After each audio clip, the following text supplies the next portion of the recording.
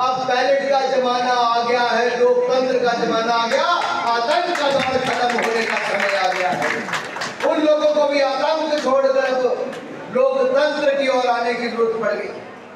ये है डेमोक्रेसी की, लोकतंत्र की ताकत। मेरा जम्मू के अपने भाई और बहनों से निवेदन है, रिकॉर्ड सीटें जिताकर दो, यहाँ कोई एक सीट पर कोई कमी न रहे।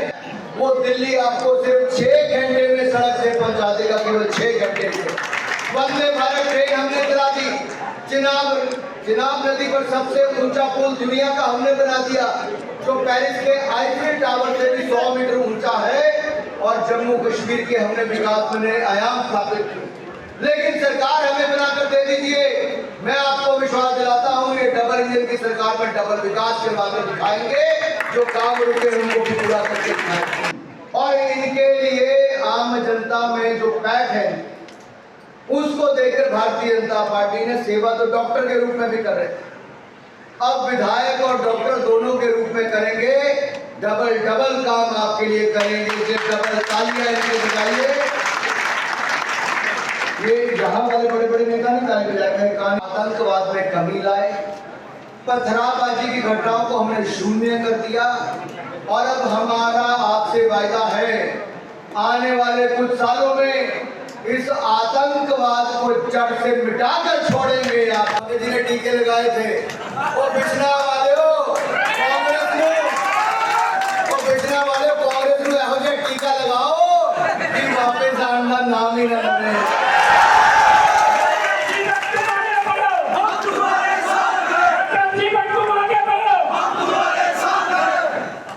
मुझे लगना चाहिए था कि टाइम टाइम फेस कांग्रेस की होगी। कांग्रेस के तो नेता भी नजर नहीं आ रहे। जम्मू कश्मीर के चुनाव चल रहे, परसों वोटिंग है, कश्मीर में राहुल गांधी वोट मांगने नहीं आए। इसका मतलब चुनाव से पहले कांग्रेस ने जब कांग्रेस ने हार मांगी, कांग्रेस का घोषणा पत्र आया क्या? पहला चरण परसों वोटिंग हो जाएगी, कांग्रेस का घोषणा पत्र ही नहीं आया। अरे जो कांग्रेस घोषणा पत्र नहीं ला पाई, वो घोषणा पत्र को लागू क्या करवाए? इन्होंने मेरे हिमाचल प्रदेश में कहा था कि बहनों को महीने के 1500 रुपया देंगे। 2 साल सरकार के होने वाले किसी बहन को 1500 रुपया महीना नहीं मिला। इन्होंने कहा था 300 यूनिट बिजली के मुफ्त में देंगे। अरे 300 यूनिट छोड़ो, ये जो 125 यूनिट भारतीय जनता पार्टी देती थी, इन्होंने वो भी बंद करवा दिए। इन्होंने कहा था पानी मुफ्त में देंगे, पानी जो हम मुफ्त में देते थे उसका बिल।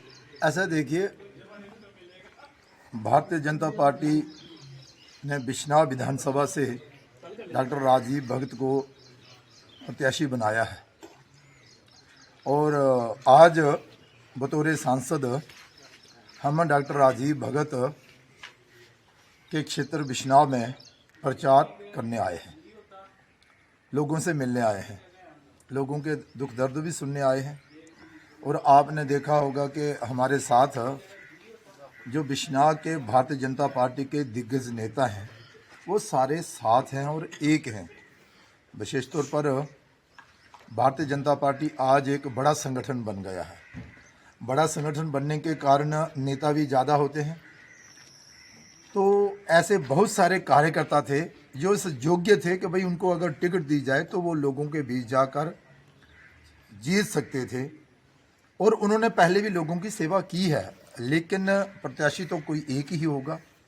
जब से प्रत्याशी की घोषणा हुई है, दूसरे जो कैंडिडेट रेस में थे, दौड़ में थे, वो सारे के सारे इकट्ठे होकर अब भारतीय जनता पार्टी के कैंडिडेट राजीव भगत के साथ चल रहे हैं। और विशेष तौर पर इस क्षेत्र में 2 बार विधायक के नाते जिन्होंने लोगों की सेवा की है, और वो लोगों के बीच ही रहते हैं, ऐसे हमारे बिश्नाह के पूर्व विधायक अश्विनी जी हैं, वो भी उनके साथ चल रहे हैं, और पूरी टीम चल रही है।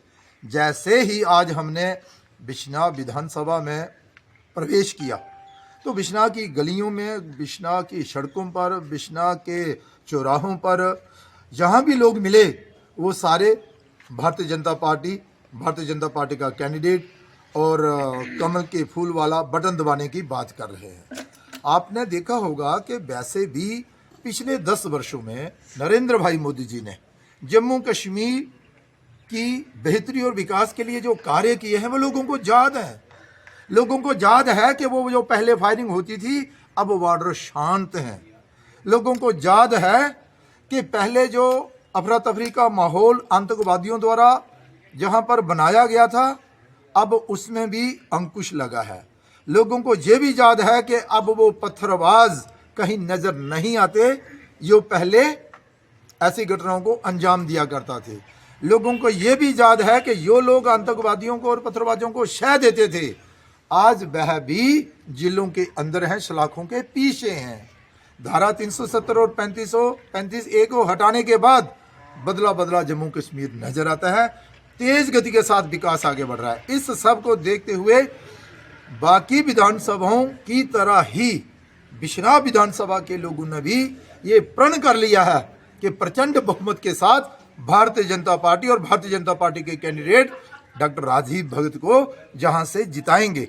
रही बात जो आप कह रहे हैं नेशनल कॉन्फ्रेंस और कांग्रेस का जो मैनिफेस्टो है उसका और भारतीय जनता पार्टी के मैनिफेस्टो का आप अगर कंपैरिजन करें, भारतीय जनता पार्टी लोगों की बेहतरी के लिए, लोगों के विकास के लिए, जम्मू कश्मीर के भविष्य के लिए कार्य कर रही है, लेकिन नेशनल कॉन्फ्रेंस और कांग्रेस जम्मू कश्मीर को 1947 में ले जाना चाहती है।